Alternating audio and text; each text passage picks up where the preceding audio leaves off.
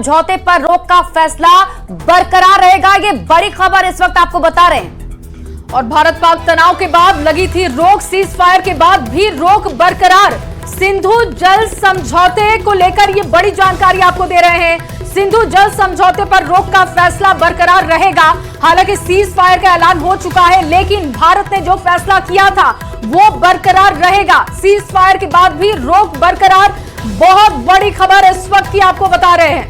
देखिए, बड़ी जानकारी सामने आ रही है। सिंधु जल समझौता, जिस पर बहुत बड़ा फैसला भारत सरकार ने लिया था पहलगाम अटैक के ठीक बाद। ये 5 बड़े फैसले कुल लिए गए थे, उनमें से सबसे बड़ा फैसला सिंधु जल समझौता का था। हालांकि सीज फायर का ऐलान करने के बाद भी ये कहा जा रहा है कि सिंधु जल समझौता बरकरार ही रहेगा, उस पर रोक बरकरार रहेगी। भारत पाक तनाव के बाद इस पर रोक लगाई गई थी, सीज फायर के बाद भी रोक इस पर बरकरार है। बिल्कुल। और देखिए शिप्रा, इससे आप समझ सकती हैं कि अभी भी पानी पर पाकिस्तान की परेशानी बरकरार है। अभी भले सीज फायर का ऐलान हो चुका है, लेकिन जल सिंधु समझौते को लेकर फैसला यह है कि ये बरकरार है। और रक्षा मंत्री राजनाथ सिंह पहुंचे पीएम आवास। इस वक्त की बड़ी जानकारी आपको दे रहे हैं। इससे पहले से पीएम आवास पर मौजूद हैं। सीडीएस भी पीएम मोदी से मिलने पहुंचे। पीएम आवास पहुंचे तीनों सेना प्रमुख। पीएम से मिलने पहुंचे तीनों सेनाओं के प्रमुख। ये बड़ी जानकारी आपको दे रहे हैं। तो इस वक्त की बहुत बड़ी खबर आपको बता दें, रक्षा मंत्री राजनाथ सिंह अब प्रधानमंत्री आवास पहुंच चुके हैं। एनएसए पहले से ही पीएम मोदी के आवास पर मौजूद थे, वहां बैठक पहले भी चल रही थी। सीडीएस भी पीएम मोदी से मिलने के लिए पहुंचे हुए हैं और पीएम आवास पर तीनों सेना के प्रमुखों की भी मौजूदगी है। जय देखिए, बैठकों का सिलसिला भी लगातार जारी है। भले सीज फायर का भी ऐलान कर दिया गया है, समझौता हो चुका है, लेकिन बैठक भी जारी है कि आगे क्या रणनीति बनाई जाए। बिल्कुल। और पाकिस्तान कैसे भारत के लिए परेशानी ना बने आगे भी, क्योंकि ऐसा पड़ोसी जो सिरदर्द लगातार बना हुआ है, समय समय पर वो भारत की परेशानी थोड़ी थोड़ी करके ही जरूर सही लेकिन बढ़ाता है। लेकिन कैसे इलाज ये करना है, जल सिंधु समझौते को लेकर हमने ये खबर बता दी दर्शकों को कि ये बरकरार अभी है। और ऐसे ही कुछ और रणनीतियां बनाई जा रही होंगी कि पाकिस्तान पर कंट्रोल रखना बहुत जरूरी है, क्योंकि आतंकवादियों को पनाह देना, फिर भारत के खिलाफ उसका इस्तेमाल करना, फिर गोलीबारी भी करना, और फिर जाकर अलग अलग जगहों पर आप ड्रोन मांगे, आप पैसे मांगे और फिर भारत को परेशान करें, ये अब नहीं चलेगा। और ये देखिए, ये जो बैठक चल रही है इस वक्त, इससे आप समझ सकती हैं कि बहुत बड़े फैसले इस बैठक में हो रहे होंगे, रणनीति तैयार हो रही होगी। शिप्रा, बिल्कुल जया, देखिए कूटनीतिक तौर पर इससे पहले भी जो बड़े फैसले लिए गए थे, और हमने देखा भी था कि पहलगाम अटैक के बाद ही कूटनीतिक तौर पर पाकिस्तान को सबक सिखाने की कोशिश की थी भारत ने, और तब बड़े फैसले लिए गए जिसमें सिंधु जल समझौता शामिल है, जिसमें इसके साथ ही आपको बता दें कि जो उच्चायोग पाकिस्तान का था उसमें लोगों को कम किया गया। इसके साथ ही पाकिस्तानी लोगों के वीजा जो है उसे रद्द किया गया। 24 से 48 घंटे का वक्त पाकिस्तानी को दिया गया। जो लोग भारत में रह रहे थे उन्हें खाली करने का, अटारी बॉर्डर तक बंद किए गए। कूटनीति तरीके से अगर आप चलते हैं तो उसका लॉन्ग टर्म में इंपैक्ट बहुत ज्यादा होता है। देखिए, इस तरीके से गोलीबारी करना ये तो कुछ महीने कुछ सालों चलेगा और फिर खत्म होना ही है, क्योंकि किसी तो अंत पर आप पहुंचेंगे। लेकिन अंतर्राष्ट्रीय स्तर पर कूटनीति तरीके से अगर आप किसी देश पर लगाम लगा पाते हैं, अगर एक लाइन ड्रॉ कर पाते हैं, तो लॉन्ग टर्म में इसका इंपैक्ट बहुत ज्यादा होता है। एनएसए पहले से देखिए पीएम आवास पर थे, सीडीएस भी पीएम मोदी से मिलने के लिए पहुंचे, रक्षा मंत्री राजनाथ सिंह पीएम आवास पहुंचे, तीनों सेना प्रमुख, और इस वक्त चर्चा हो रही होगी क्योंकि सीज फायर का ऐलान हो चुका है। लंबी बातचीत, जैसा कि अमेरिका ने भी कहा कि लंबी बातचीत हुई, दोनों देशों ने यह अच्छा फैसला किया। अमेरिका देखिए, लगातार ये अमेरिका से उम्मीद की जा रही थी कि क्या अमेरिका जो दोस्ती भारत से दिखाता है, अगर आगे जरूरत पड़ती है तो क्या अमेरिका साथ होगा। कई बार डिप्लोमेटिक बयान ऐसे अमेरिका को देने पड़े, लेकिन अब जब सीज फायर की बात आई तो अमेरिका ने इसकी जानकारी सबसे पहले दी। बिल्कुल जया, और देखिए पहले से भी अमेरिका की तरफ से इसको लेकर कुछ ऐसी ही तैयारी थी। यतेंद्र शर्मा न्यूज 18 संवाददाता हमारे साथ जुड़ चुके हैं। यतेंद्र, इस बैठक को लेकर क्या जानकारी मिल पा रही है, क्या बातचीत चल रही है अंदर, क्योंकि सीज फायर के बाद ये बहुत महत्वपूर्ण बैठक।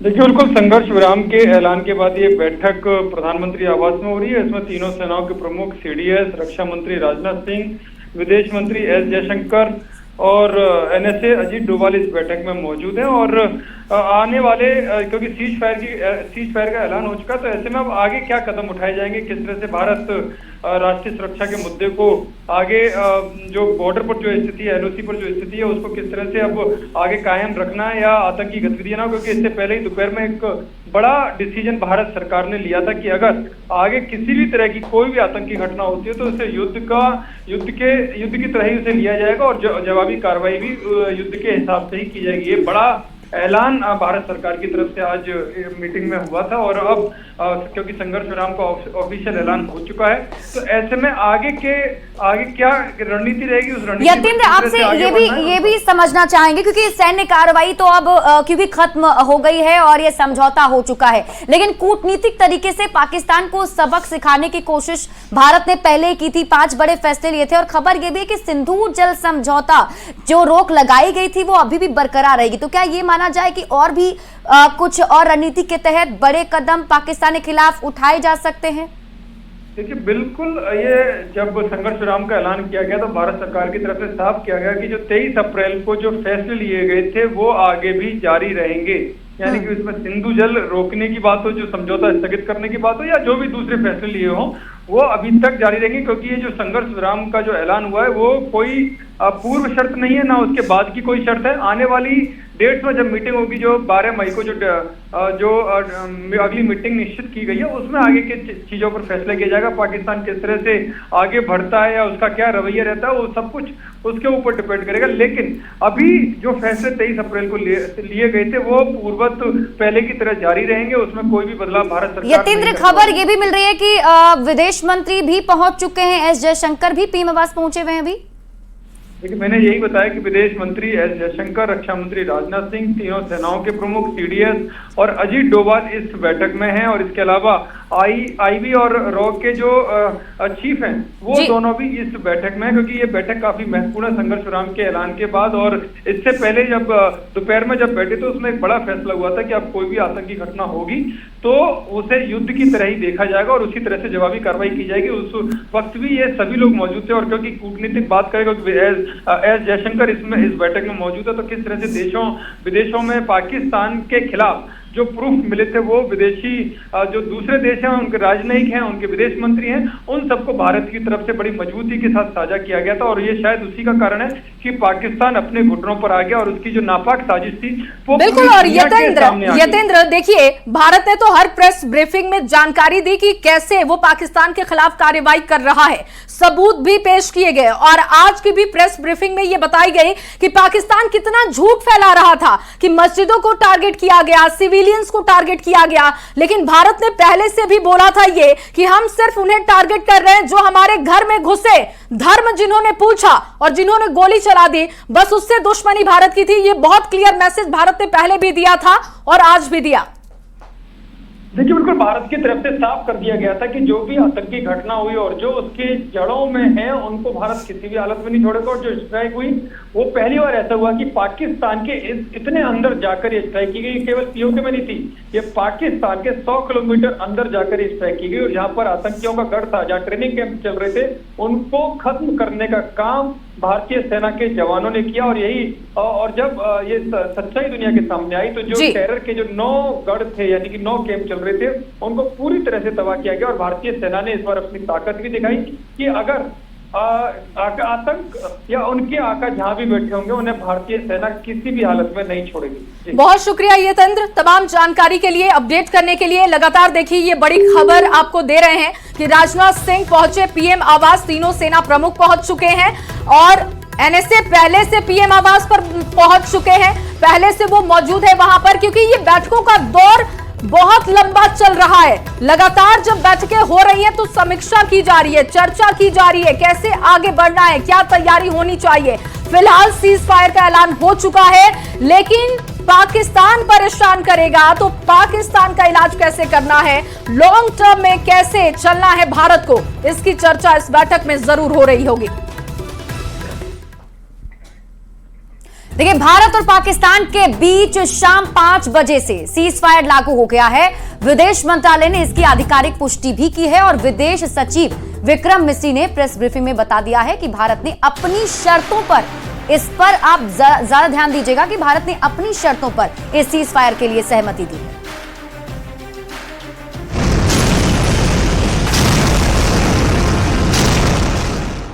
7 मई को भारत की ओर से लॉन्च किए गए ऑपरेशन सिंदूर के बाद भारत और पाकिस्तान के बीच युद्ध जैसे हालात पैदा हो गए थे, जो शनिवार शाम 5 बजे से सीज फायर लागू होने के बाद शांत होता दिख रहा है। विदेश मंत्रालय ने सीज फायर की आधिकारिक पुष्टि की है। विदेश सचिव विक्रम मिस्री ने प्रेस ब्रीफिंग में बताया कि भारत ने अपनी शर्तों पर इस सीज फायर के लिए सहमति दी है।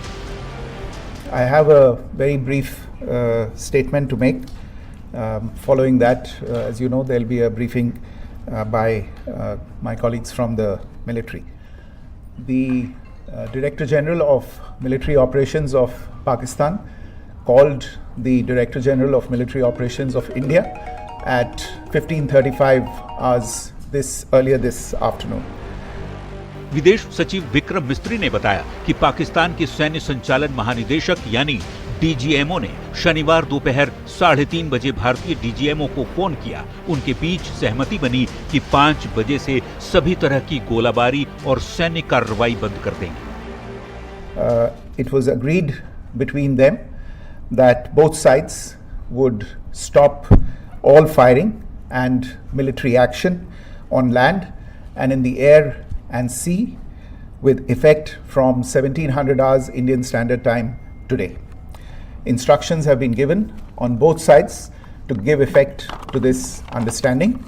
The Directors General of Military Operations will talk again on the 12th of May at 1200 hours.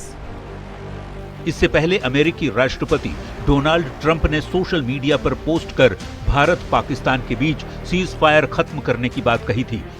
Trump ने लिखा, अमेरिका की मध्यस्थता में एक लंबी रात की बातचीत के बाद मुझे ये घोषणा करते हुए खुशी हो रही है कि भारत और पाकिस्तान पूर्ण और तत्काल संघर्ष विराम पर सहमत हो गए हैं। ट्रंप के पोस्ट के बाद पाकिस्तान के उप प्रधानमंत्री और विदेश मंत्री इशाक डार ने भी सीज फायर की बात कही। Bureau report, news 18। तो सीज फायर के ऐलान के बाद भारतीय रक्षा मंत्रालय की प्रेस कॉन्फ्रेंस हुई। Colonel Sofia Qureshi, wing commander Vyomika और कोमोडोर रघु नायर ने संयुक्त प्रेस कॉन्फ्रेंस पर पाकिस्तान पर भारत के खिलाफ झूठ फैलाने का आरोप लगाया।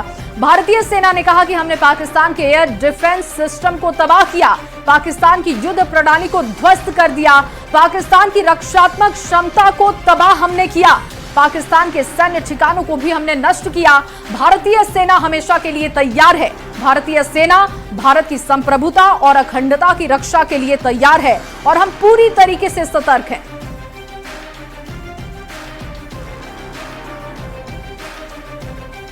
पाकिस्तान ने यह क्लेम किया कि उसने अपने JF-17 से हमारे S-400 व ब्रह्मोस मिसाइल बेस को नुकसान पहुंचाया, जो कि बिल्कुल गलत है। दूसरा, उसका ये भी मिस इन्फॉर्मेशन कैंपेन था कि हमारी एयरफील्ड जो कि सिरसा, जम्मू, पठानकोट, बठिंडा, नलिया और भुज में है, ये उसका मिस इन्फॉर्मेशन भी बहुत गलत है।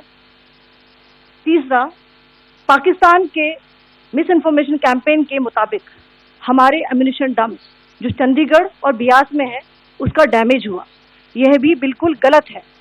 कि पाकिस्तान की ओर से ये झूठा आरोप भी लगाया जा रहा है कि भारतीय सेना ने मस्जिदों को नुकसान पहुंचाया। मैं इससे बिल्कुल स्पष्ट करना चाहती हूं कि India is a secular nation और हमारी सेना भारत के कॉन्स्टिट्यूशनल वैल्यूज की एक बहुत प्यारी झलक है। इंडियन आर्म्ड फोर्सेस ने पाकिस्तान को बहुत भारी नुकसान पहुंचाया, उनके मिलिट्री इंफ्रास्ट्रक्चर्स को, चाहे वो लैंड एसेट्स हो या फिर उनके एयर एसेट्स। यही नहीं, इंडियन आर्म फोर्सेस ने पाकिस्तान की एयरफील्ड स्कर्दू, जकोबाबाद, सरगोदा और बुलारी को बहुत नुकसान पहुंचाया। इसके अलावा पाकिस्तान के air defence system, radar system उनको भी एयर स्पेस में अनटेनेबल किया। यह भी बताना चाहती हूँ कि लाइन ऑफ कंट्रोल के पास पाकिस्तान के command and control logistic installation और उनके मिलिट्री इंफ्रास्ट्रक्चर, मिलिट्री पर्सनल का इतना भारी नुकसान हुआ कि पाकिस्तान की ऑफेंसिव व डिफेंसिव कैपेबिलिटी को नष्ट कर दिया गया। अंत में मैं फिर से ये बात दोहराना चाहूंगी, इंडियन आर्म फोर्सेस पूरी तरह से तैयार है, सतर्क है और भारत की संप्रभुता और अखंडता की रक्षा के लिए पूरी तरह से कमिटेड है। देखिए, युद्ध विराम की घोषणा के बाद सेना की तरफ से प्रेस कॉन्फ्रेंस में कर्नल सोफिया ने पाकिस्तान के झूठ का पर्दाफाश किया है। उन्होंने कहा कि पाकिस्तान ने भारत के S-400 समेत कई ठिकानों को नुकसान का क्लेम किया, जो कि पूरी तरीके से गलत है। उन्होंने यह भी कहा कि भारत ने पाकिस्तान को बड़ा नुकसान पहुंचाया है। LOC के पास पाकिस्तान को डिफेंसिव और ऑफेंसिव की कमर तोड़ दी है और आगे भी भारतीय सैन्य बल पूरी तरह सतर्क है और भारत की संप्रभुता की रक्षा के लिए तैयार है। ये क्लेम किया कि उसने अपने JF-17 से हमारे S-400 व ब्रह्मोस मिसाइल बेस को नुकसान पहुंचाया, जो कि बिल्कुल गलत है। दूसरा, उसका ये भी मिस इन्फॉर्मेशन कैंपेन था कि हमारी एयरफील्ड जो कि सिरसा, जम्मू, पठानकोट, बठिंडा, नलिया और भुज में है, ये उसका मिस इन्फॉर्मेशन भी बहुत गलत है।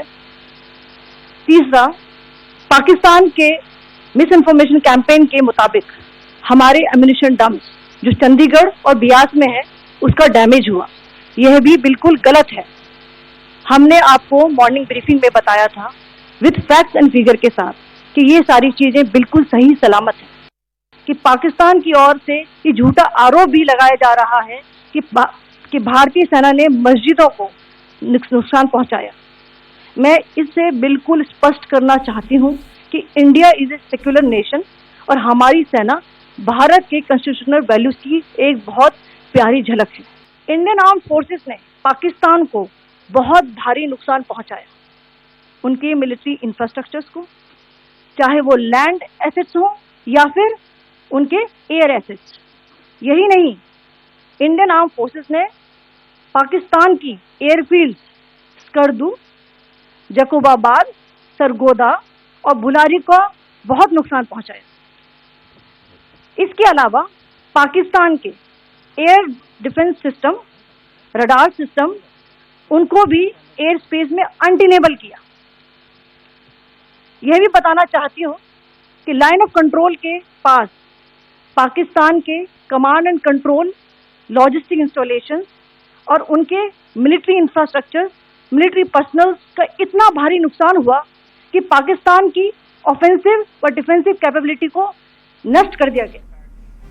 तो भारत के ऑपरेशन सिंदूर लॉन्च होने के बाद पाकिस्तान बौखला गया। शुक्रवार की रात पाकिस्तान ने फिर भारत पर नापाक हमले की हिमाकत की, लेकिन भारतीय सेना ने पाकिस्तान को ऐसा जवाब दिया जिससे इस्लामाबाद से लेकर लाहौर, कराची में दहशत मच गई।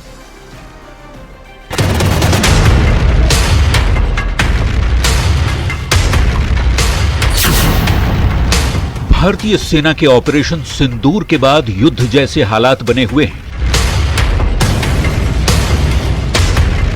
भारत और पाकिस्तान की तनातनी बढ़ गई है। भारत के आतंकियों पर मौत बरसाने के बाद पाकिस्तान बौखलाहट में भारतीय ठिकानों को निशाना बना रहा है। गुरुवार की रात जहां पाकिस्तान ने भारत के 15 शहरों पर हमला किया, तो वहीं शुक्रवार की रात 26 शहरों को निशाना बनाने की कोशिश की गई। लेकिन भारतीय सेना के मजबूत डिफेंस ने पाकिस्तान के हमलों को पूरी तरह बेअसर कर दिया। पाकिस्तान द्वारा सैन्य ठिकानों को जानबूझकर निशाना बनाने के पश्चात भारतीय सशस्त्र बलों ने त्वरित व सुनियोजित जवाबी हमले किए। Technical installation, command and control centres, radar sites और हथियार भंडार को चुनकर निशाना बनाया गया। रफीकी, मुरीद, चकलाला, रहमियार खान, सुकूर और चुनिया स्थित पाक सैन्य ठिकानों पर एयर लॉन्च सटीक हथियारों व लड़ाकू जेट से प्रहार किए गए। भारतीय सेना ने पाकिस्तान को उसी की भाषा में जवाब दिया है। एक एक कर उसके कई एयरबेस तबाह कर दिए गए हैं। भारत के हमले से पाकिस्तान दहल उठा है। हर तरफ बस तबाही नजर आ रही है। लाहौर, इस्लामाबाद, सियालकोट, चकलाला, रहीम यार खान, मुरीद, चुनिया, सुकूर में हवाई हमले करने की बात सामने आई है। पाकिस्तान को बड़ा नुकसान हो गया है। कई सैन्य ठिकाने नष्ट हो गए हैं, लेकिन उसकी हेकड़ी अभी भी कम नहीं हो रही। Actions that have constituted provocation and escalation. In response, and I repeat, in response, India has defended and reacted in a responsible and measured fashion to these provocations and these escalations by the Pakistani side. Hindustan ने पहले ही पाकिस्तान को चेता दिया था कि अगर कोई हिमाकत हुई तो उसके गंभीर नतीजे भुगतने पड़ेंगे। पाकिस्तान भली भांति जानता है कि भारत के साथ लड़ाई में वो ज्यादा दिनों तक नहीं टिक सकता, लेकिन उसके गैर जिम्मेदाराना रवैये ने टकराव को ज्यादा ही बढ़ा दिया है। Bureau report, news 18।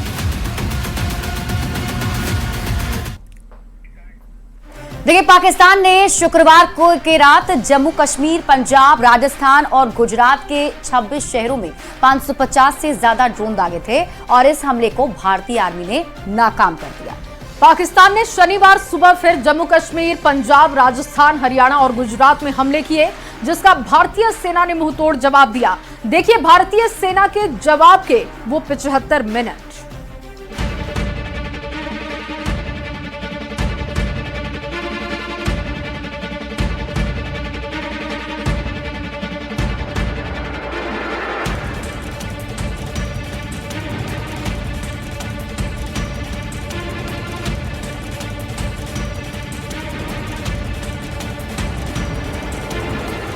भारत और पाकिस्तान के बीच शुक्रवार शनिवार की दरमियान रात में तनाव अपने चरम पर पहुंच गया है।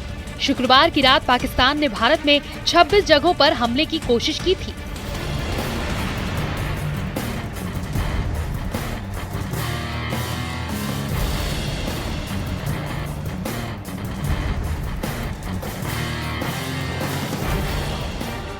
इसके जवाब में भारत ने पाकिस्तान के एयरबेसों को निशाना बनाया और इसके बाद पाकिस्तान ने अपना एयर स्पेस बंद कर दिया। नियंत्रण रेखा पर पाकिस्तान ने ड्रोन घुसपैठ और भारी तोपखाना गोलाबारी के कई प्रयास किए। कुपवाड़ा, बारामूला, पुंछ, राजौरी और अखनूर सेक्टर्स में तोप, मोर्टार एवं हल्के हथियारों से भीषण गोलाबारी जारी रही। भारतीय सेना ने प्रभावी व तुलनात्मक प्रत्युत्तर देते हुए पाक सेना को काफी क्षति पहुंचाई। वहीं भारत पर पाकिस्तान की तरफ से फतह-1 मिसाइल दागी गई, जिसे भारत के मिसाइल एयर डिफेंस सिस्टम ने हवा में ही तबाह कर दिया। जानते हैं कैसे वो थे 75 मिनट जब भारत पर हमला हुआ और भारत ने पाकिस्तान को मुंहतोड़ जवाब दिया। लॉन्च पैड तबाह किए। भारत की सेना ने पाकिस्तान की कई चौकियां तबाह की। भारत ने पाकिस्तान के 2 फाइटर जेट मार गिराए। रावलपिंडी, लाहौर और इस्लामाबाद में धमाके। भारत ने पाकिस्तान का ऑपरेशन बुनियान उल मरसूस फेल किया। भारत ने पाकिस्तान की मिसाइल को सिरसा में मार गिराया। पाकिस्तान की दिल्ली को निशाना बनाने की कोशिश नाकाम। भारत ने श्रीनगर से पाकिस्तान पर 5 मिसाइलें दागी। भारतीय सेना की ओर से बताया गया कि पाकिस्तान की सेना एलओसी पर लगातार सेना में इजाफा कर रहा है, जिसे उकसावे वाले कार्रवाई के तौर पर देखा जा रहा है।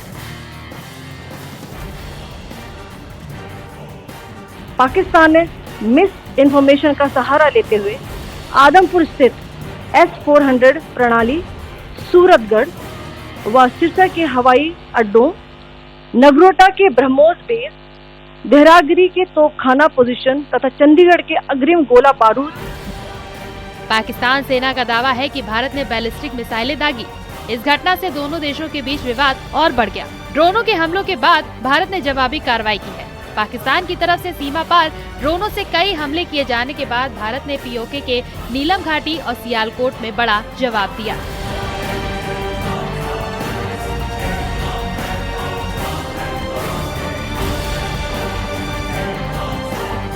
पिछले 2-3 प्रेस ब्रीफिंग्स में भी बता चुके हैं।